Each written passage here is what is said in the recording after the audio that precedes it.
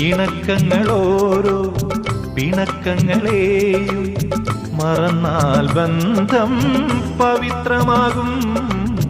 ഇടക്കാല വാഴ്വിൻ ജാമിതിക്കുള്ളിൽ നാം ജലപ്പോളയേക്കാൾ ക്ഷണഭംഗുരങ്ങൾ. പ്രപഞ്ചമില്ലെങ്കിൽ പ്രതീക്ഷയുണ്ടോ? വികാരമില്ലെങ്കിൽ വിവാദമുണ്ടോ? പ്രപഞ്ചമില്ലെങ്കിൽ പ്രതീക്ഷയുണ്ടോ? വികാരമില്ലെങ്കിൽ വിവാദമുണ്ടോ? മനസ്സിൽ നിന്നും മനസ്സിലേക്കൊരു മൗന സഞ്ചാരം,